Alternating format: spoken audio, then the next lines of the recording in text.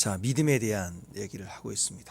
그래서 우리가 마가복음을 묵상하면서 영적인 눈을 열어야 합니다. 영적인 눈이 마가복음에서는 어떤 눈이 영적인 눈이나 믿음의 눈입니다. 그래서 예수님의 기적과 행하심을 볼 때, 야, 대단하다, 초자연적인 기적이다, 신기하다, 이렇게 갈 게 아니라 이제는 조금 더 믿음의 영역으로 봐야 됩니다. 그래서 겉으로는 야, 물고기 2마리로 그냥 보리떡 5개로 야, 이렇게 됐구나, 이 현상 보는 게 아니라 이 과정 중에 어떤 믿음을 우리에게 증가시켰는가, 우리에게 어떤 믿음을 주고 있는가, 당사자에게, 대상자에게, 또 제자들에게, 또 오늘 그 본문을 묵상하는 우리에게 어떤 믿음을 지금 열어주고 계시는가. 그래서 기적과 행사를 믿음의 눈, 믿음의 과정, 믿음의 여정으로 볼 수 있어야 되고, 심지어 문제, 우리 안에 당한 문제도 막 깨부셔야 되고 막 돌파해야 되고 이런 차원에서만 보지 말고, 문제 해결만 보지 말고 믿음으로 보는, 믿음의 과정으로 볼 수 있는 지혜가 있어야 돼요. 문제 무조건 제거하고 무조건 없애버려야 되고 사라져야 될 것으로만 보지 말고, 그 과정이 왜 길어질까, 다 이게 믿음과 관련되어 있거든요. 그래서 믿음의 여정이다, 이게 내 삶의 믿음의 여정이다, 이렇게 볼 수 있는 눈이 있어야 됩니다. 그래야 하나님 나라가 보이지 않는 영적 세계에 하나님의 사랑으로 그려놓으신 설계도가 내 삶의 실체화되는 과정이 우리 삶의 과정이 돼요. 여기 앞에 아파트 막 짓잖아요. 그 아파트도 그냥 야 진짜 그렇게 하잖아. 그 땅 측량 제대로 해서 크기 높이 다 설계된 완벽한 대로 이렇게 지어내지 않습니까? 그죠? 네. 그래서 원래 그림이 있어야 되고 그 실상이 있는 대로 우리가 믿으면 그대로 현실화되죠. 그 과정인 거예요. 우리 삶에서도 그 과정이 필요한 거예요. 그래서 기도는 내 원하는 대로 요구하는 마술 상자 같은 그런 거 아니에요. 마술 지팡이 그런 게 절대 아니라고. 반드시 설계도를 보는 자만이 기도할 수 있어요. 설계도를 봐야 기도할 수 있습니다. 설계도 보지 않으면, 조감도 보지 않으면, 모델하우스 그런 거 미리 보잖아요. 그거 보고 분양 계약하지 않습니까? 그죠? 그것도 안 보고 그냥 이 정도는 여기다 이렇게 지었으면 좋겠다, 이렇게 그냥 막연히 상상해서 하는 거 아니잖아요. 우리가 그걸 먼저 봐야 됩니다. 그리고 그걸 믿어야 되고, 그것을 계약하고 내가 대가를 지불하면 내 삶의 실체화가 되는 거죠. 그래서 우리 믿음의 영역으로 볼 수 있어야 됩니다.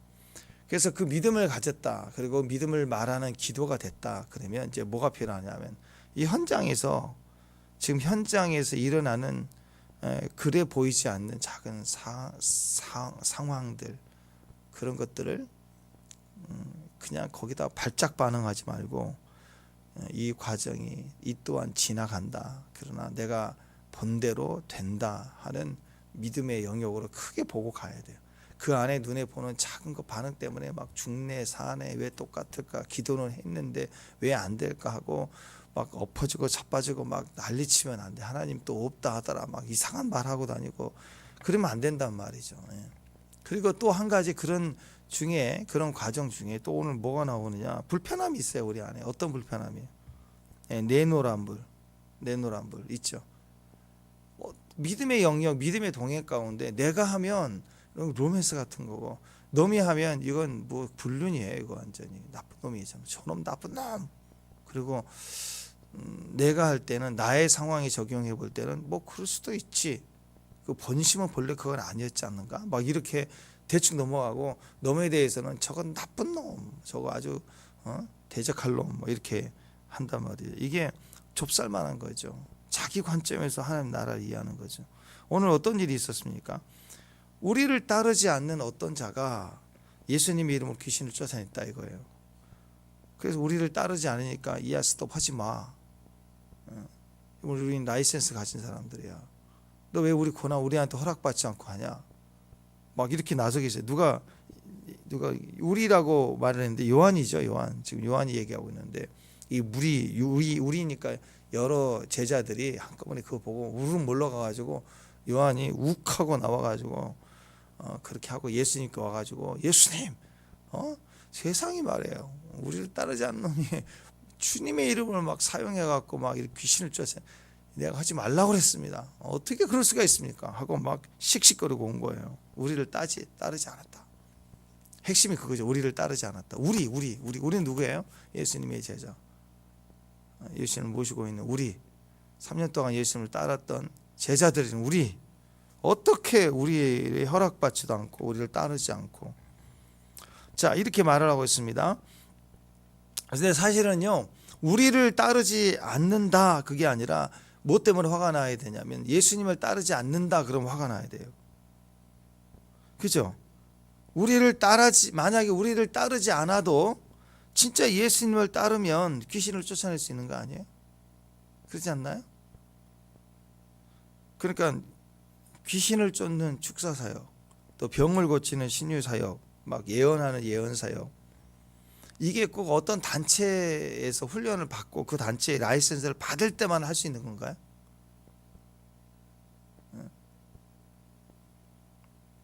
그 뭐 옛날엔 치과 그 야매 있었잖아. 우리 야매 가서 막 이빨 뜯어 고치고 붙이고 싸니까. 근데 법적으로는 그 못하게 돼 있잖아. 그죠? 그것처럼. 그런데 하나님 나라의 복음 증거하는 건 라이센스가 있나요? 그걸 어떻게 정부가 그걸 해? 그럴 수가 없는 거지. 뭐 24시간 기도하는 기도이지 막 하는 거, 신부 운동하는 거, 그거 라이센스 있어야 돼요? 기도이지 하려면 하지 마. 너는 우리하고 상관없어. 이제 하지 마. 그 라이센스가 있어야 되는 거야. 그거 몰라도 돼요. 없어도 돼요. 진짜 예수님을 따르는 자면 쫓아낼 수 있고 병 고칠 수 있고 예언할 수 있고 24시간 기도할 수 있고 기도이 될 수 있고 그래요.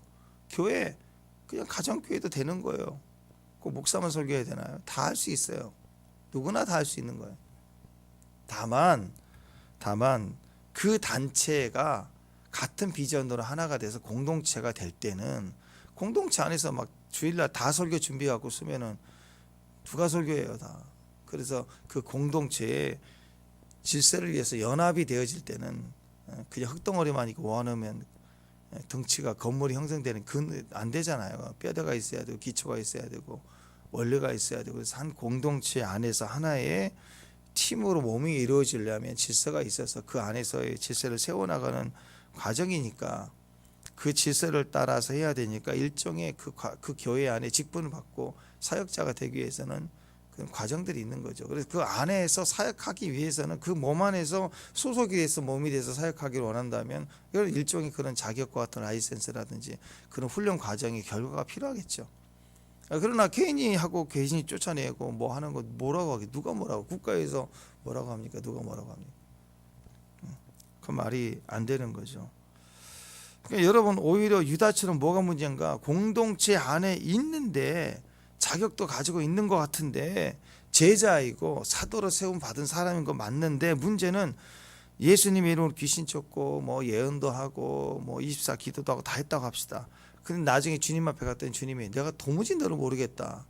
그런 자가 있다라는 그게 큰 문제죠. 그게 제일 큰 문제예요. 그러니까 우리를 따른다. 공동체 안에서 지도하시는 목사님 말을 듣지 않고 자기 마음대로 한다. 막 예언한다. 하나님 내게 계시 줬다. 오늘 내가 무슨 말씀 전하겠다. 그러면 안 되죠. 그죠? 그런 건 몸 안에서의 문제이고 그러나 진짜 하나님의 역사라면 본인이 나가서 하던 길거리 지나가면서 주님께서 말씀해 주셨다고 하면서 전하고 전도하고 내가 기도하면 하나님 은혜를 주셨는데 혹시 제가 기도해도 드릴까요? 해가지고 허락받으면 또 기도하고 해줘서 병자 고치고 그러면 되잖아요. 그걸 누가 뭐래 세례요한처럼 막 탁 작전적에 나타나가지고 작전 시장 가지면 병자를 일으키고 뭐 그런 일이 일어나면 얼마나 좋겠어요. 누구든지 다. 교회 안에서 질서를 세워서 하는 과정 외에는 누구든지 주님을 정말 따른다 그러면 교회 밖에서 우리를 따르지 않더라도 교회 안에 어떤 소속 교회가 없는데도 그래서 신천지냐 새천지냐 헌천지냐 막 이런 소리를 들을지라도 어느 교단이냐 신학을 했느냐 이런 소리를 막 핍박을 받는데도 기적이 일어나고 열심히 복음을 증거한다면 그건 맞는 거죠. 그 누가 뭐라고 하겠어요. 그런데 밖에서 그건 문제가 되지 않아요. 우리 저 교회도 안 다니는데요. 그래서 작전동 여기 교회들이 연합해서 저 사람 못하게 해야 된다고. 그러면 안 되는 거죠. 그런 비슷한 일이 생기는 거예요. 진짜 문제는 교회 다니는 사람이고 귀신도 쫓고 능력도 행하는데 나중에 갔더니 주님이 난 너 모르겠다. 그런 일이 있다면 그게 제일 큰 문제가 되는 거죠. 우리를 따르는 것에는 능력이 없어요. 능력이 없어요. 예수님을 따르는 것이 능력입니다. 그래서 교회 안에서의 권위는 목사님을 따르는 게 아니에요. 뭐 장로님파, 목사님파 나중에 뭐 그래서 싸우고 그럴 필요가 없는 거예요. 누가 세워지든 누가 리더를 하든 또 보통 담임 목사님이 이제 돌아가시고 후임이 오고 이대가 되면서부터 이제 장로님들이 더 주관하는 일들이 많다 보니까 갈등이 많아지기도 합니다. 그런 일들이 있긴 하지만 사실 누가 설교를 하든 누가 교회 안에 행정과 리더십을 발휘하든 간에 뭐가 중요해요? 다 주님을 따르고 있다면, 그죠? 그죠? 진짜 주님 말씀을 따르고 있다면 그거 뭐가 문제예요? 전혀 문제가 없는 거예요. 자, 그렇기 때문에 우리를 따르는 것에는 절대 문제가 되지 않습니다. 문제는 이제 우리가 커졌을 때 문제예요. 우리가 커지고 장로님들이 세워지고 교회에 이제 결정할 수 있는 결정권자들이 많이 세워지고 그럴 때 이상하게 거기서부터 이제 우리라는 그 힘이 생기면 우리를 안 따르면 뭐 아주 그냥 큰일 나는 것처럼 난리를 치는 거죠.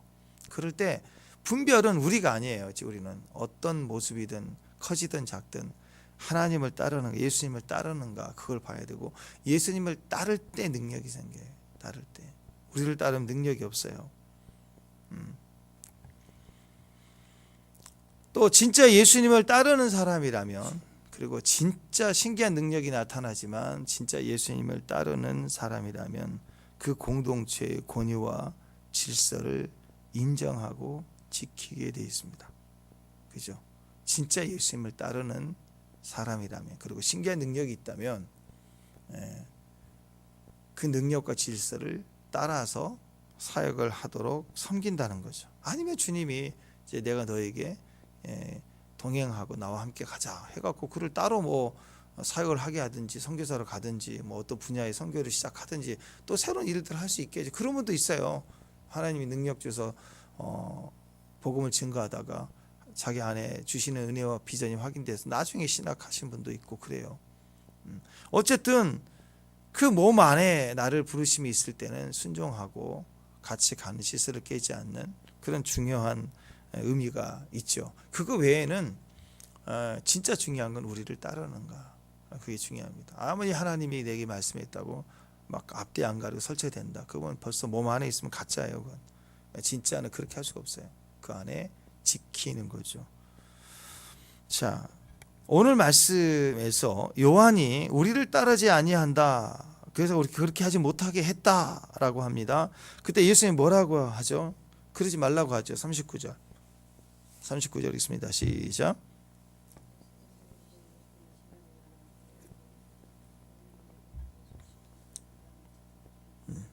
무슨 뜻입니까? 살면서 이런 상황들을 좀 그러지 말라고 하시는 주님의 의도는 우리 인생의 삶에서 직장 생활에서도 마찬가지지만 때로는 이런 표현들이 이런 상황들이 적을 만들어줘요. 왜 적을 만드냐면 편협해지니까 작아지니까 좁쌀만해지니까 그 좁쌀만한 데서 판단하는 것은 대부분 공격적입니다. 내노란불이 돼요. 한마디로 직장생활 안에서 원래 규칙과 질서가 있는데 내가 부서 안에 권리를 가지고 하고 있는 것 중에서 다 말하지 않고 하는 것 중에 어떤 부분들은 내 마음대로 해요. 그걸 누가 하는 걸 내가 봤다 그러면 너 왜 그렇게 하냐 그렇게 할 수 있지만 내가 할 때는 그냥 대충 넘어가고 이것도 일종의 작은 거지만 이걸 통해서 적을 만드는 거예요. 왜냐하면 왜 적이냐면 자 그러지 말라고 하는 거 이렇게 좁쌀만 해가 자기에게 관대하고 남에게 강하게 하는 거 이것들은요 우리라는 의식을 만들어내기 때문에 상대적으로 상대는 적이 되는 거예요. 이런 태도를 가지고 있으면 마음 좀 좁쌀만하게 편협하게 얘기하는 것 같은 건데 왜 이게 적을 만드는 거지? 이렇게 과장한 건 아닌가 생각하는데 아니에요. 그게 적을 만드는 거예요. 그런 마음을 계속 갖고 살면 주변 사람들이 어느 순간 다 나에게 적이 돼 있어요. 왜 그러냐면 우리를 따르지 않았다. 우리가 봤다 할 때 그를 분리해내는 거잖아요. 자동적으로 시간이 지나면 적이 되는 거예요. 적. 우리를 따르지 않았다. 그러니까 너는 우리의 적이다. 이렇게 가는 거죠. 그러니까 요한이 뭘 하고 있냐면 지금 이 상황은 누가 우리 편인가, 누가 우리의 적인가를 자기가 결정하고 있는 거예요. 자, 예수님을 따르고 예수님을 믿기 때문에 예수님의 수제자인 우리도 귀신을 쫓았지만 예수님을 따르는 자들이 귀신을 쫓는데 우리한테 허락을 안 받은 거예요. 그러면 예수님 몸 안에 우리와 너 이렇게 적이 되는 거예요. 적이. 적을 만드는 일을 하는 거예요. 어떤 상황에서도 적을 만들면 안 됩니다. 같은 편이어야 돼요. 때로는 형제가 잘못을 했다. 그러면 그 형제를 위해서 조용히 가서 그건 하나님의 말씀에도 맞지 않으니 중지해야 된다. 이렇게 먼저 조용히 얘기하라고 그랬잖아요. 그죠? 그것은 그 형제의 행위를 중단시키는 반대의 자리에 서는 것 같지만 사실은 그 형제를 살리기 위해서 가서 중단시키는 거잖아요. 그죠? 떠벌리고 광고하고 하는 게 아니잖아요. 살리기 위해서 기회를 주는 거죠. 부모가 자식을 책망하는 것도 기회를 주는 거잖아요. 자식이 하는 걸 못하게 하니까 막 대적하고 싸우는 것 같지만 아니에요. 그것은 살리기 위해서 가는 거잖아요. 그런데 이런 경우는 다른 거예요. 완전히 적대하는 거죠. 너는 우리의 말을 따르지 아니하는도다. 이렇게 하는 것은 적대하는 거, 대적하는 거예요. 적을 만드는 거죠. 그리고 그 결정은 예수님이 하지 말라고 했는데 과연 안 하니까 가서 우리가 중지시켰다. 그러면 또 다른 의미가 되겠죠. 근데 그게 아니라 우리가 결정한 거예요. 예수님의 결정을 따르는 게 아니라 우리의 결정. 그걸 가지고 내가 결정해서 적의 개념을 만들어냈다라는 거예요. 그래서 38절에서 요한이 말하는 우리의 개념하고 우리를 따르지 않는도다 하고 40절에서 예수님이 말씀하시는 우리의 개념하고는 달라요. 40절 읽어봅니다. 40절 시작.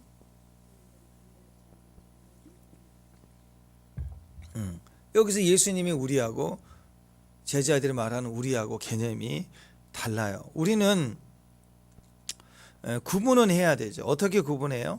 거룩이 우리인가 아닌가를 구분하는 것은 인간적인 우리를 따르는가를 보는 게 아니고 진짜 우리인가 우리가 아닌가를 연합된 우리인가 아닌가를 구분하는 것은 거룩이에요. 거룩이 우리를 구분하는 거예요.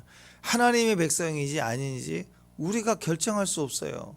때로는 우리가 잘 모를 때가 있습니다. 이번에 진짜인 것 같아요. 근데 나중에 가짜인 사람도 있고 진짜 예수님 안에서 그렇다니까. 사역자이고 화려하고 능력이 나타날 때 사람들은 막 대단한 것처럼 보이거든요. 근데 저분이 하나님의 종이 아닐 것이다라는 한 번도 생각해 본 적이 없다가 어떤 일이 터지고 나중에 보면 진짜 웃긴 일이 얼마나 많아요. 거기 속은 사람이 얼마나 많아요.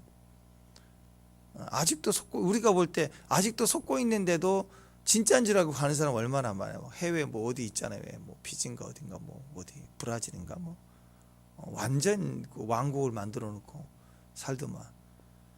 신천지는 저리 갈아요 아직. 그런데 왜 저런 데 빠지지 하는데 진짜로 믿고 있어. 그 사람들은 또 그렇게 너무 웃기잖아요, 여러분들. 심지어 그런 것뿐만 아니라 진짜 교회 현장 안에서 진짜인 것처럼 믿고 따랐는데 가짜인 사람, 그 안에서는 모른다는 거죠. 누가 보면 아는 건데 모르는 경우도 있다. 우리는 이렇게 속는다고요. 그래서 이런 진짜와 가짜를 구분하는 기준이 뭐냐? 그것이 거룩이에요. 거룩. 또 많은 영적인 하나님의 종들 가운데 귀하게 쓰임 받다가 보면 어느 환경에 상황이 이를 때 2단 3단에서 아주 다 죽여버리는 거예요. 그 사람을 사역을 다 죽이고 환경을 죽이고 막 대문자막에 진짜 이단들에 대해서는 그렇게 하지 않는데 막 교단들이 폭발을 시켜버리는 거 보면은 이단은 아니에요. 분명히 이단은 아닌데 그렇게 날고 뛰는 모습들을 볼 때 우리는 왜 이렇게 분별이 없을까? 우리가 오늘 그걸 봐야 돼요. 분별의 기준. 그건 우리가 아니에요. 우리 문화가 아니라고. 우리의 라이센스, 우리가 정한 방식으로 보는 게 아니라는 거예요. 무엇일까요? 그것은 바로 거룩입니다. 거룩. 하나님 백성이지 아닌지 우리는 몰라요. 오직 주님만이 아세요. 그리고 나만 그 거룩 안에 속하면 되는 거예요. 남 판단할 상황이 아닌 거예요. 누가 2단 3단할 상황이 절대 아닌 거예요. 하나님의 백성이지 아닌지 어떻게 하는가? 관상 보고 할까요? 관상? 나한테 밥 사주면 넌 하나님의 백성이다. 안 사주는데 좀 인상이 좋아. 그러면 준 백성이다. 준 백성. 그 다음에 안 사준데 되게 싸가지가 없게 생겼어. 그러면 이거 완전 너는 망할 놈이다. 너는 지옥 갈 놈. 이렇게 한다고. 그러면 안 되죠. 나한테 잘 보여야 되고 좋아야 되고 내 기준에 하나님 믿는 사람 같으면 인정하고 왜 저럴까? 그러면 저건 뭐 교회는 다니니까 준 백성이다. 간드라는 것에서 카트로 안에 걸려서 떨어질 수도 있는 사람. 뭐 대충 그렇게 넘어가는 거죠. 아니죠. 하나님 말씀대로 가는 거, 나를 따르는 게 아니라 하나님 말씀대로 따라가는가를 보면 딱 알아요. 자, 예를 들어서 거룩은 구별되다라는 거죠. 자, 우리 가운데 진짜와 가짜를 구별되게 하는 게 거룩인데, 거룩은 어디서 나와요? 진짜 거룩은 어디서부터 나와요? 말씀에서 나오죠. 창세기에 보면은 흑암에 공허함이 있고 흑암이 깊음이 있고 공허가 있고 막 혼돈이고 막 그럴 때, 엉망일 때, 아무것도 아닐 때 주님이 빛이 있으라 하고 말씀이 하나님 가서 말씀이 딱 떨어지니까 공간이 딱 구별이 돼요. 물과 육지가 분리가 돼요. 바다가 돼요. 하늘과 바다, 육지가 분리가 되고 각 영역에 공중에 나는 새들, 또 바다의 물고기들, 육지의 생물들, 이렇게 영역이 구별이 되고 거기에 속한 자들이 살아가도록 하나님이 창조하신 거예요. 다 모든 말씀이 떨어질 때 거기에 혼돈이 사라지고 구별이 되기 시작해요. 이걸 거룩이라 그래요. 그래서 몸이 아파요. 원래 창조적인 하나님 우리 몸을 만들 때 몸에 병이 있지는 않았어요. 병이 있습니다. 그럼 예수님이 명령하시죠. 이 어둠은 떠나가라. 그러면 귀신이 와 있든 그 몸에 병이 있든 그 병이 분리가 되기 시작해. 떨어져 나가버려야 돼요. 원래 그 자리에 없었기 때문에 나가라. 이게 거룩이라. 말씀이 들리고 말씀을 믿으면 우리 생각이 분리가 됩니다. 마음이 분리가 돼요. 언어가 분리가 돼요. 그리고 삶이 분리가 되기 시작합니다. 이게 거룩이에요. 거룩해지는 거예요. 그래서 이전에 와 지금은 완전히 다른 삶이 되고 몸이 되고 역사가 되는 겁니다. 그래서 우리가 어떻게 해야 됩니까? 지금부터 진짜와 가짜, 우리 몸 안에 진짜와 가짜 딱 째려보는 거예요. 이렇게 와 누가 진짜인가 가짜인가 이렇게 보는 게 아니라 어떻게 해야 돼요? 지금 우리 교회가 앞으로 이제 겨자씨만한 겨자씨가 이렇게 증가될 때 큰 나무가 돼서 새들이 공중에 새들이 깃들 만큼 된다 그러잖아요. 여기는 상징적 의미가 있습니다. 새는 좋은 이미지가 아니죠. 어둠의 영, 사탄의 무리도 볼 수도 있어요. 세속적인 영향력으로도 볼 수 있어요. 근데 이것까지 힘을 얻으려고 들어오는 거예요. 그죠? 교회가 커지면 별 사람들, 주님과 전혀 상관없는 사람들이 막 몰려들어요. 주님의 목적이 아닌 사람들도 분명히 있단 말이에요. 이단의 도전도 있을 거고 인본주의 도덕도 있을 거고 세속적인 타락과 음란도 있을 거고 교회가 커지면 별 사람들 다 있어요. 거기에는 막 사업을 위해서 몰리는 사람도 있을 거고 별 사람들이 생긴다고 이익과 목적을 향해서. 그게 생태계니까 커질수록 그러는 거예요. 자, 그러니까 여러분 그걸 생각해야 돼요. 그럴 때 우리 교회가 커져갈 때 모든 교회가 성장이 갈 때마다 우리는 뭘 해야 되는가? 구별인데 어떻게 구별돼요? 말씀이죠. 그러니까 어떻게 해야 됩니까? 예배드립니다. 그래요. 예배드립시다 해야 돼요. 예배드립니다 하면 딱 두 쪽으로 갈라져요. 네 하고 예배로 몰리는, 적극적으로 몰리는 사람도 있지만 또 가라 그래. 끌려온 사람도 있겠죠. 어쨌든 와. 그럼 예배드립시다. 그러면 딱 갈라져. 예배드리는 자, 그러면서 도망가는 자. 저는 이 목회하면서 별 현상을 다 봐요. 그때 아는 거예요. 모임을 하거든요. 뭐 청년들 큐티 모임 뭐 한다. 그러면 뭐 예를 들어서 토요일 날 뭐 5시부터 한다. 그러면 거의 모이거든요. 근데 어떤 형제는 꼭 5시에서 시작한다 그러면 한 7시쯤 끝나거든요. 7시 끝난다. 예를 들어서 하는 거예요. 그럼 7시쯤 끝나면 밥 먹잖아요. 보통 밥 먹고 해서 차 마시고. 그럼 꼭 7시 다 될 때쯤 와요. 한 30분 놨다. 그때 오든지 끝나고든지. 교제만 해. 진짜 친해요. 막 청소하고 별걸 다 해요. 친해요. 근데 꼭 영적인 자리는 빠져. 항상. 들어보면 이유가 있어요. 막 뭐 알바를 하고 왔다든지 뭐 그때 그 어떤 형제는 또 이렇게 운전을 하고 그러더라고요. 하여튼 이해가 돼. 그리고 은혜를 되게 받아요. 그래서 고민을 얘기해. 목사님 설교 듣고 너무 찔린다고. 뭐가 택시 이렇게 했는데 그 당 지금도 지금 택시 하시는 분들은 신호를 팍팍팍 막 가야 되잖아요. 어기고 가야 돼. 돈이 되니까 안 되면 딸리니까 그 상납금 안 되니까 다 그런 줄 알고 왔는데 그 다음부터는 찔리는 거. 이걸 내가 그 가면 신호 어기면 안 되는데 막 이게 막 이렇게 직업이니까 어쩌다 신호 어기고 그게 아니라 그래야 되니까 되게 은혜를 받아요. 그리고 끝나면 형제 자매들 자기가 픽업도 잠깐 택시지만 해주고 근처에 해주고 놀러 가자 그러면 다 알아봐주고. 근데 항상 보면 모임 때 정말 기도해야 될 자는 빠진다고 하나 둘 늦게 오고 빠지고 이런 이고 저런. 나는 그걸 보는 거야. 그게 거룩이거든요. 그걸 보는 거야.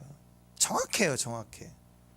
그거 외에는 그러니까 영적인 일도 주여 보여 주시옵소서. 그럼 주님이 쫙 보여주면서 쫙 하는 게 아니고 그냥 예배합시다 그러면 딱 갈라지는 거예요. 홍해가.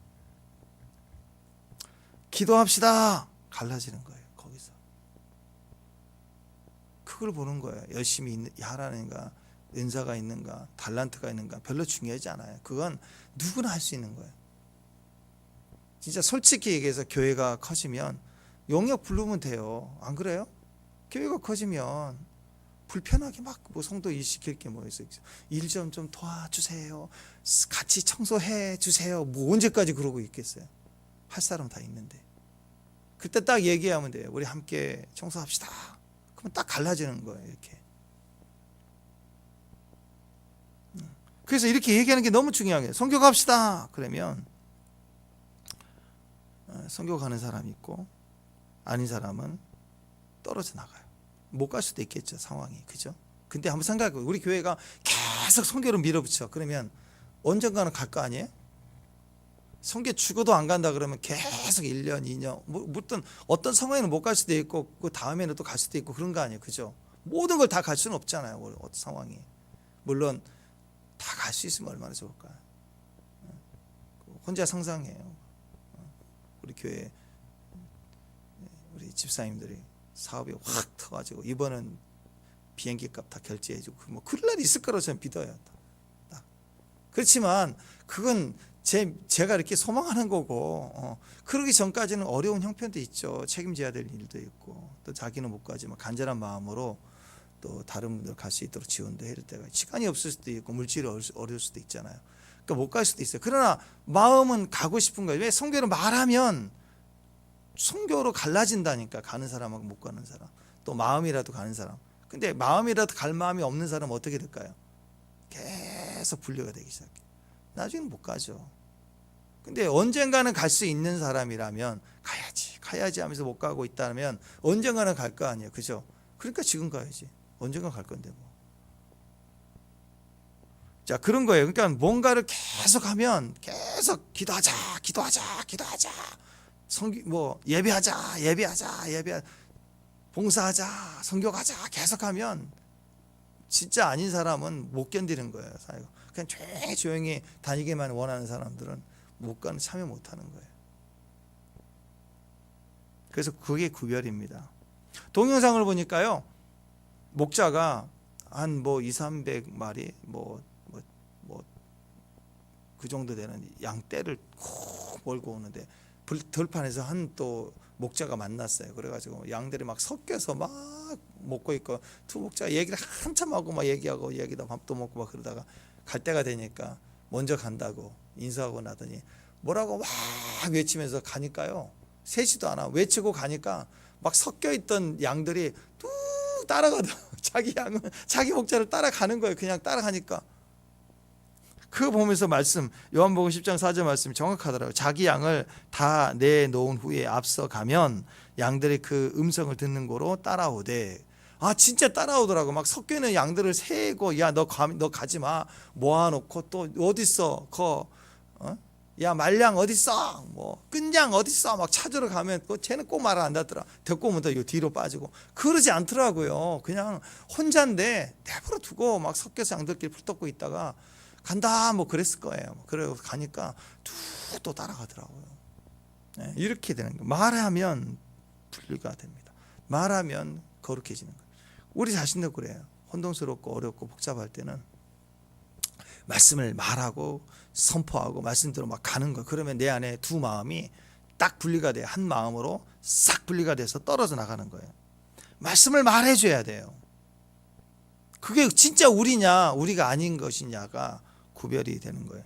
우리가 아니니까 너는 하지 마 말할 필요가 없어요. 그냥 우리는 우리답게 계속 가는 거예요. 그러면 저절로 분리가 될 수밖에 없는 거예요. 그리고 지금은 어떤 과정 중에서 우리를 따르지 않은 것처럼 보이지만 진짜 하나님을 따른 자라면 계속 우리는 우리 모양대로 가면 결정할 거 아니에요. 그죠? 이 몸을 따르든지 아니면 나가서 하든지 그럴 거 아니에요. 그죠?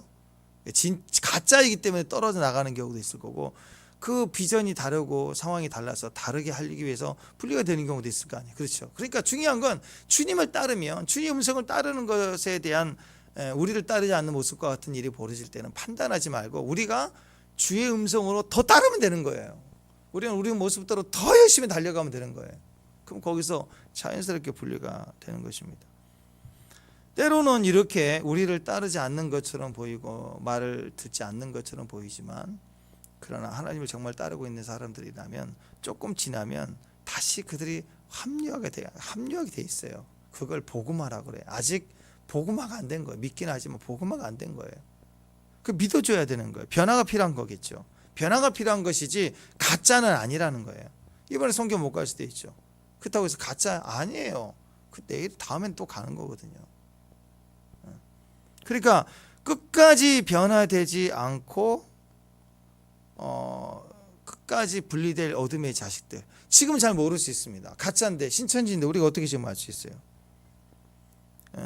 보통 관상으로 볼 때는 멋지고 예쁘고 똑똑하고 세상적으로는 성공적이고 근데 사실은 믿음이 없는 사람이다. 우린 지금 몰라요. 그럼 어떻게 해야 되는가? 계속 말씀대로 나는 살면 돼요. 말씀대로 살아가면 돼요. 그러니까 나부터 하나님 말씀대로 순종해 가다 보면 거룩하지 않는 게 나도 내 안에 마음이 분리가 되지만 나와 너의 사이에서도 그게 분리가 되기 시작합니다. 그러니까 절대로 편협해지면 안 돼. 좋아져서는 안 되는 거예요. 누구나 오라, 누구나 와라. 그리고 온 다음에 막 검증해서 대라. 그게 아니라 누구나 와야 돼. 신천지도 와야 돼. 그럼 어떻게 해야 돼? 신천지도 올 수 있도록 문을 열어놓고 뭐야? 우리는 계속 제가 저번에 말했어요. 7시간 예배 드리면 된다고 생각해요. 저는 교회마다 막 7시간, 3시간 찬양하고 그 다음에 한 2시간 메시지하고 2시간 막 서로 기도 사역해주고 기도하고 난리를 치면 신천지가 지친다고요. 여기 왔다가 거기서 변화되든지 뭘 전도하려고. 여러분 교회에 와서 7시간씩 한 번 예배가 7시간 드리면요 지친다고요. 우리 밥 먹을 시간도 없어요. 주일 봉사할 시간 없어요. 밥 먹을 시간 다 빵 우유 들고 와서 7시간이 밥 먹는 여기서 하다가 알아서 먹어요. 알아서 빵 먹고 가지고 나가고 뭐 식당 봉사할 필요 없어요. 그때는 우리 자유어들 먹을 즐거움이 없어지려나? 하여튼 모르겠지만 하여튼 7시간씩 예배 드리면 예배만 집중하고 집에 가기 바빠갖고 저랑 얘기 좀 하시죠. 이렇게 접근할 시간이 없어요. 신천지 말을 할 수. 본인이 전도가 안 되니까 거기서 쓰러지고 자빠지고 변화가 되든지 나가든지 둘 중에 하나 돼. 우리는 계속 그렇게 예배 막 해야 돼요. 예배를 7시간씩 한다. 그건 대단한 전략이라고 저는 생각합니다.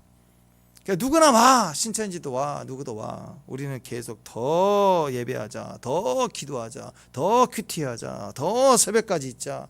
그다음에 선교도 가자. 계속 가는 거예요. 그냥 판단하지 말아요. 계속 가는 거예요. 계속. 그러면 뭐 따라오든지 무너지든지 안 된다 하고 가든지 그럴 거 아니에요. 그게 모습입니다. 더 기도해야 돼요. 더. 축복합니다. 그래서 더 복음화되고 더 구별되고 더 변화가 되고 그렇게 가는 거 계속해서 가야 됩니다. 그러니까 믿음으로 계속해서 누구에게나 선포하라는 거고, 그러면 누구든지 따라오게 하면 되는 거예요. 계속 가면 돼요. 더. 대신 안타까울 때가 있겠죠. 정말 주님을 잘 따른 것 같은데 왜 공동체 안에 소속이 안 될까? 왜 우리를 따르지 않을까? 우리를 좀 따랐으면 좋겠다. 그게 속상한 거예요. 그죠? 네. 내가 좋아하는 거, 내가 좋아하는 사람인데 나와 같이 하고 싶은데 왜 따르지 않지? 내가 볼 때 저 사람 진짜 진국인데 정말 열심히 할 사람인데 나보다 더 잘할 사람인데 소속이 안 되는 거예요. 그러면 속상하잖아요. 속상하니까 그 속상함은 나를 따르지 않고 화가 난 거하고는 다르죠. 오늘 예언처럼 우리를 따르지 않는다 하고 화가 난 게 아니에요. 속상한 거예요. 그게 우리가 기다려야 되고 우리가 중보해야 되고 우리 함께 하고 싶은 사랑의 마음으로 기다려주고 기도해주는 마음이에요. 이게 같은 마음이에요. 그러나 우리가 거룩을 향해서 더 열심으로 그 안타까운 마음을 가지고 주 앞에 더 예배자로 더 깊은 예배로 들어가기 시작하면 우리는 같이 하나가 결국은 되는 거예요. 시간의 차이가 날 뿐이지 결국 하나가 되는 거라고. 자, 그래서 여러분, 이게 사역이라는 것입니다. 사역의 객관화라는 거예요. 사역의 객관화. 사역은 우리가 아니에요. 우리를 분리시켜야 돼요. 우리가 주님을 따르고 주님을 섬기지만 주님과 우리 사이에 객관화가 필요합니다. 우리를 따르는 건 사역이 아니에요. 주님을 따르게 하는 게 사역이에요. 오랜 시간 얼마나 우리와 같이 있었느냐, 내가 좋아하는 사람이냐, 우리와 친하냐, 그게 기준이 절대 아닙니다. 그러니까 어떻게 해야 되면 공개적으로 말해야 돼요. 공개적으로 그때 선포할 때 그때 따라오는 사람들을 중심으로 사역하는 거예요. 그게 사역입니다. 굉장히 중요합니다. 공개적으로 말해서 공개적으로 따라오는 그때 그 사람들을 중심으로 일하는 게 교회의 사역입니다. 오래 같이 있었어요. 오래 정들었고 의리가 있고 한 고향 사람이고 동창이고 성이 같고 언니 동생 윗집 아랫집 하다가 교회도 다니고 얼마나 친해요. 친해요. 가족 같아요. 가족보다 더 얼굴을 많이 보고 같이 밥도 많이 먹었어요. 근데 공개적으로 말할 때 따르지 않으면 사역을 같이 못하는 거예요. 사역을. 예전에 제가 아는 목사님 그 개척해서 막 한 20년 가까이 같이 사역하고 얼마나 가족처럼 숟가락까지 다 아는 사이로 그 목사님 개척하실 때 그 과정에서 있던 얼마나 친해요. 근데 그 교회가 성장이 되기 시작하면서 이제 강남권에 그런 집사님들도 오시기 시작하니까 이제 헌금의 단위도 달라질 수밖에 없고, 그러니까 교회를 뭐 옮기자 했던 일들이 상황이 올라오는데 식사 당번하는 것도 이제 단순히 봉사보다 조금 더 규모로 바뀌어서 하려고 막 여러 의견들이 나오기 시작할 때, 그 전에 목사님 개척하니까 애기 같잖아요. 늘 달래주고 쫓아가고 집사님들 찾아가고 막 그렇게 했던 것만 있으니까 훈련이 안 돼 있는 거예요. 근데 오신 분들은 여러 교회를 거치면서 주의를 하려는 마음이 돼서 새로 오신 분들이 막 움직이기 시작하니까 갈등이 생기는 거예요. 그래서 목사님이 변했대. 왜 우리 집에 안 오니? 안 찾아오니? 좀 삐지면 교회 안 나오면 목사님 쫓아갔거든요. 살리려고. 근데 그럴 시간이 없는 거예요. 교회가 움직이기 시작하니까 이제는 세미나도 해야 되고 움직이기 시작하니까 바빠지는데, 그리고 일하는 사람들은 그때 그 상황에서 이번에 우리가 목회자들 컨퍼런스 섬겨야 됩니다 하고 딱 하면 도와줄 사람은 안 나타나요. 안 나타나고 일이 바쁘다 뭐 해야 된다, 새벽에도 겨우 나오고 막 이런 분들인데, 근데 이번에 오신 분들은 뭘 하자 그러면 막 움직여 주는 거예요. 직장에서 올차에서 나 띄워주고, 그 사역이 그렇게 돌아가는데 나중에는 갈등이 시작하더라고. 제가 그 모습 보면서 안타까웠어요. 사역은요 의리로 안 돼요. 현재 없으면 사역이 안 되는 거예요. 그 사람은 의리와 친함은 있죠. 기억하십시오. 새 술은 새 부대예요. 존재로 받아주는 거하고 쓰임받는 건 별개입니다. 별개. 나는 모태신앙에서부터 시작해서 뭐 30년 신앙이고 뭐 50년째 신앙일지 모르지만 그 주님이 나를 아시고 나도 주님을 알고 내가 주님의 또 예배 문화, 교회 문화도 다 알고 있어. 내가 그런 나를 쓰는 것보다는요, 지금 가자 할 때 움직이지 않는 사람보다는 이제 초신자고 이제 1년도 안 된 성도지만 하자 할 때 하겠습니다 하고 뛰는 사람을 쓰신다고. 하나님이 쓰면 별개 문제예요. 마가복음의 역사는 그래서 믿음의 역사인 거예요. 오늘 제자들 주님을 3년 따랐죠. 나름대로 라이센스가 있다고 생각하는 부분이 있을 수도 있을 것 같아요. 당연히 그 정도 대가를 지불한 부분이 있다고, 주님이 불러주심이 있다고 저는 믿어요. 그러나 이제 직접적인 주님의 제자가 12제자가 아니었지만 주님을 따르는 자들 가운데 주님을 너무 사랑하는 마음에 주님이 하신 것처럼 주님을 닮아가다 보니까 귀신 쫓겨나가는 일이 일어날 수 있어요. 그들은 새수리에 새부대 막, 근데 못하게 하는 거예요. 근데 아니에요. 쓰임 받는 것은 존재와 상관없다니까요. 그 현장에 공개적으로 선포될 때 그 자리에 뛰는 사람이 주인공인 거예요. 이렇게 은혜로 다 구원받았어요. 다 은혜로 구원받았어요. 그러나 쓰임을 다 받지는 못해요. 쓰임을 받는 것은 믿음이에요. 마가복음 믿음이에요. 은혜로 따질 게 아니라고요. 믿음으로 따져야 된다고. 한 회사의 그 사장님의 아들, 오너의 아들이다. 그러면 혜택이 있죠. 그렇다고 해서 그게 은혜 아니에요? 부모의 은혜. 근데 그 은혜로 끝까지 울고 먹는다. 그거 쓰임 못 받아요. 진짜 그 오너가 바른 사람이면 자기 아들이라고 안 물려준다고요. 책임이 따르는데 안 그래요? 쓰임을 받는 건 별개의 문제예요. 별개. 그래서 따라오는 사람들 중심으로 하나님 말씀대로 순종해 가는 것을 볼 때 같이 움직이는 게 사역이라고요. 그러니까 이게 안 되면 문제가 됩니다. 그러니까 공개적으로 말할 때 안 나타나는 거, 그럼 주님도 안 써요. 왜 우리가 쓰임받지 못하는가? 공개적인 자리에 나와야 쓰임받습니다. 공개적인 자리에 나와야 돼요. 그래서 달라요, 여러분. 공개적으로 하는 것과. 그래서 너무 마음 아픈 거예요. 어제도 유튜브를 몇 가지 보면서 너무 속상한 게, 우리나라에 지금 가난한 성도, 안 나가는 성도 너무 많은 거예요. 인터넷 댓글 보니까 교회 안 나간 지 벌써 5년째 6년째 저는 교회 끊었다. 근데 주님은 너무 사랑한다. 그 인터넷 그런 내용들을 볼 때 공감한다. 비판한 소리 하는데도 공감한다 그러고, 그런 거 보니까 얼마나 떠돌겠어요.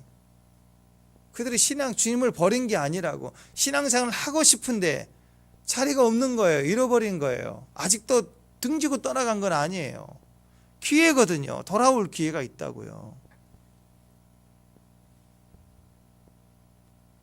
너무 쓰임받지 못한 한국교회의 모습일 수도 있습니다. 쓰임 받으려면 힘들어도 부르는 공개적 자리에 모여요. 때가 되면 모여라 하면 확 모일 수 있는 그럴 때가 있겠죠. 느헤미야서를 보면은 그게 또 나와요. 2장에 보면은 산발랏, 도비야 알죠? 산발랏, 그 사마리아 성도 산발랏, 그 부하 도비야.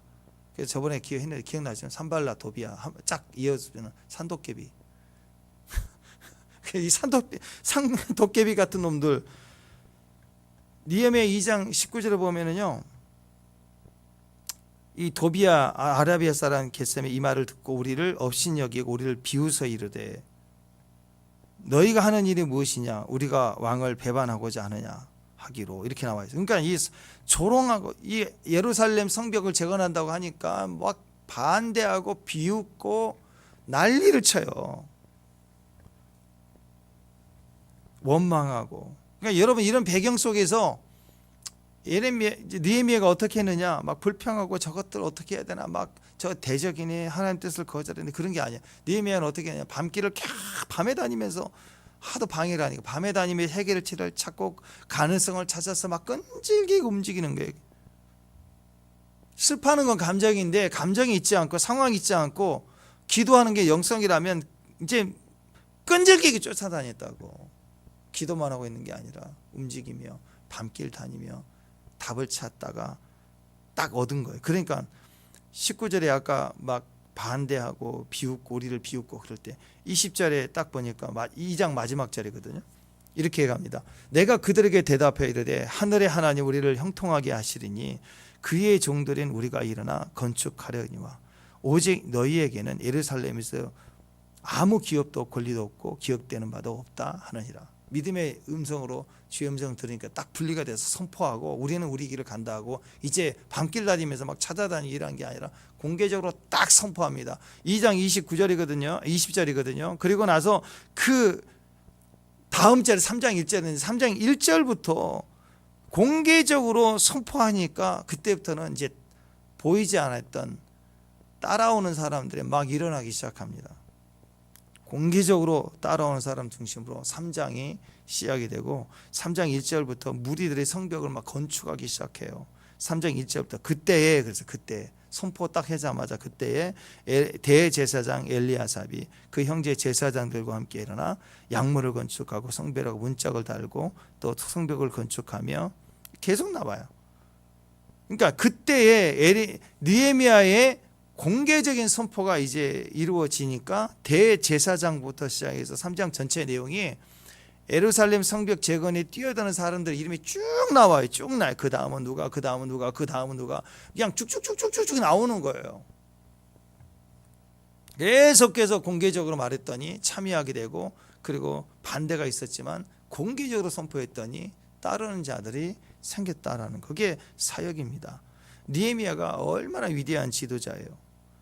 근데 느헤미야는 자기 자신을 세우는 게 아니라 자기를 지웠어요. 그 반대 자기를 대적할 때 숨고 기도하고 피해 밤에 다니고 막 이렇게 그때 자기는 예루살렘 도착했을 때도 3일 동안 그렇게 기도에 머물면서 자기를 지워요. 자기를 주목받게 하지 않기 위해서 총독의 명령을 가져왔지만 바로 공포해서 하지 않고 기다리는 거예요. 하나님만 바라보면서. 그러니까 3장에서부터 쫙 진행 암행에서 출두하는 것을 선포하고 뒤집어지면서 막 성전이 재건되는데 성벽이 재건되는 과정을 쭉 진행해 가면서 그 어떤 말씀에도 느헤미야라는 자기 이름은 지워버릴 수 없어요. 나타나지도 않아요. 이런 사람이 리더자도 엄청난 역사를 이루고 크게 쓰임 받았지만 자기 이름을 지운 사람들 그런 내면을 가졌어요. 우리가 없어요. 내 편 나를 따르는 자가 아니에요. 그냥 주님을 따르는 자, 주님을 따르게 하는 사람 진짜다 하고 외치고 쫙 보내주고 자기는 빠지고 우리를 따르지 않는다다 그렇게 할 틈이 없는 거예요. 이런 사람들은 내 편, 네 편 편가르지 않습니다. 그러다가 수틀리면 막 정지해버리고 절대 그러지 않아요. 당 그런 거 안 했다는 거죠. 이게 무서운 얘기 아닙니까? 내 손에 오늘 이야기가 그거예요. 42절 이후 쭉 보면은 실족하게 하면 차라리 연자 맷돌을 그 목에 바다에 던지는 게 낫다 하면서 나오는 얘기가 네 손이 번지하면 찍어버려라, 네 발이 번지하면 찍어버려라, 내 눈이 번지하면 빼버려라. 이게 무슨 말인가요? 자기에게 철저하고 남은 관대하라는 얘기예요. 이게 우리를 따르지 않는 자를 금지시켰다. 우리를 따르지 않으니까 예수 이름 못 얘기하게 하고 또 축사 못하게 하고 아픈 사람의 손 놓지 못하게 하고 잘라버리는 거예요. 손발을 은사를 잘라버리는 거예요. 그렇게 하지 말라는 거예요. 네 손이 범죄하면 찍어라, 네 형제가 범죄하면 형제의 손을 찍어라. 그렇게 하지 않았다고요. 네 손, 네 발, 네 눈을 빼라. 철저히 말씀에 대해서 너 자신에게 철저하고 남에 대해서는 관대하라. 그냥 가. 자기 자신만 철저히 가면, 우리가 예배를 철저히 하면 우리 신천지가 와도 따라오게 됐다. 그 얘기 아닙니까? 전부 다 네 손이 너를 범죄하면 내 발이, 내 눈이 남의 손과 발이 아니라 우리라는 것입니다. 우리. 그래서 주님이 오셔서 하는 말씀이에요. 예수님께서 만들지도 않는 우리라는 규정을 우리가 정해놓고 막 사람을 못 살게 하지 말라고 그러고 금지시키고 손발 자르고 그렇게 하지 말라는 거예요. 철저히 우리는 우리 자신을 주님께 돌아. 그러면서 하시는 말씀이 소금이에요. 소금. 우리가 그렇게 하기 위해서는, 우리가 서로 화목하기 위해서는, 우리가 진짜 우리가 되기 위해서는 우리를 따르지 않는다고 구별하지 않기 위해서는 우리가 어떻게 해야 되느냐? 우리 각자가 소금을 둬야 돼요. 소금을 두고 화목할 수 있는 거예요. 빛과 소금이라는 표현들 성경에 많이 나와 있잖아요. 빛은 밖에서 이렇게 비춰주는 거예요. 분별이 올 때 아는 거예요. 우리가 세상에다 빛을 비추는 역할이다 그런데 여기서는 소금이라고만 얘기했어요. 뭐예요? 소금은 안에 있는 거예요. 소금은 녹아 들어가서 안 보이는 거예요. 빛은 보이는 거예요. 소금은 안 보이는 거라고요. 안 보이는데 영향력이 있는 거예요. 그러니까 안 보이는데 영향력도 없다 그러면 아무것도 아닌 거죠. 버려야죠. 소금은 짠맛, 영향력이 있다라는 거죠. 부패하지 않는 거죠. 그래서 소금 같은 사람, 그 사람이 오면 영향력이 있어요. 또 그 사람이 있으면 변치가 않아. 소금이 있으면 그 사람. 어떤 사람이 진짜 훌륭한 사람이, 어떤 사람이 진짜 우리예요. 어떤 사람 보면 처음이라 지금 한결같은 마음이 변하지가 않아. 그 친구가 아니에요, 그죠?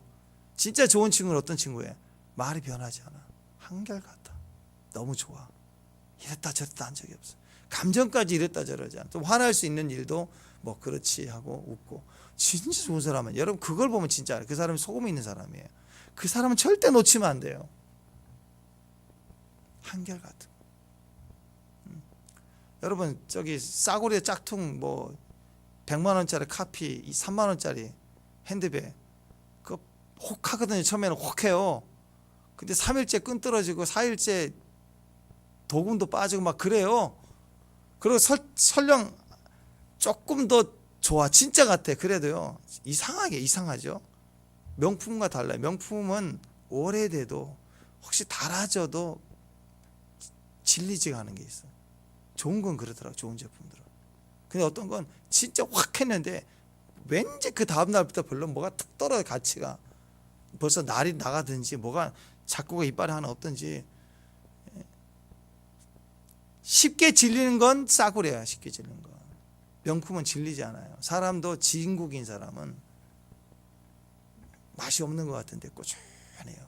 그렇더만 이게 김밥 천국처럼 막 싸게 확 끓여서 막 5분 만에 나와서 먹고 하면 맛있어요. 입맛으로 따지면 김밥 천국에서 먹는 그 순두부찌개 되게 맛있는 것 같아요. 짝짝 붙어 입에. 물론 물을 한 두 칸 먹어야 되지만 하여튼 짝짝 맛있게 붙어요. 근데 막 줄 서서 먹는 집들 대부분 가서 보면 밋밋해요. 국물이 진한 밋밋하고 그냥 약간 싱겁다. 근데 계속 먹으면 몸에 좋고 안정되고 맛있어요. 이 밋밋하고 무미한 것처럼 보이는 맛. 그런 게 자극적이지 않는 맛. 그게 명품 요리의 특징 그런 거 아니겠어요? 마찬가지입니다. 꾸준히 변치 않는 매력. 그 다음에 열매 이렇게 보이지 않지만 자기는 느헤미야처럼 보이지 않지만 막 맛을 내는 거. 이게 진짜예요. 이게 소금을 두고 있는 사람들의 모습이고 교회가 그래야 된다는 것입니다. 이거 할 얘기 많은데 그렇습니다. 소금을 두고 화목하는 거. 소금 같은 사람. 그 다음에 소금을 계속 말할 수 있는 사람. 그래서 우리가 항상 공개적으로 믿음 안에 주의 말씀을 따라서 우리를 어떻게 해석해야 되느냐. 소금을 두고 변치 않는 화목으로 가는 모습, 비전도 끊임없이. 선교가 소금이 될 수 있죠. 기도가 소금이 될 수 있어요. 예배하자. 소금을 계속 소금 맛을 예배의 맛, 소금 맛입니다. 기도의 맛, 소금 맛입니다. 봉사하고 섬기는 거 소금 맛이에요. 그걸 꾸준히 그 맛을 낼 수 있고 그 맛을 따라 섬길 수 있는 귀한 종들 되시길 바랍니다. 기도하겠습니다. 오늘도 우리 가운데 화목을 주심을 감사합니다. 주의 말씀을 두고 변치 않는 매력, 한결같은 중심을 가진 그리고 주의 뜻을 따라 품어내고 우리 자신에게 철저히 서 있을 수 있는 귀한 종들 되게 하옵소서. 예수님의 이름으로 기도합니다.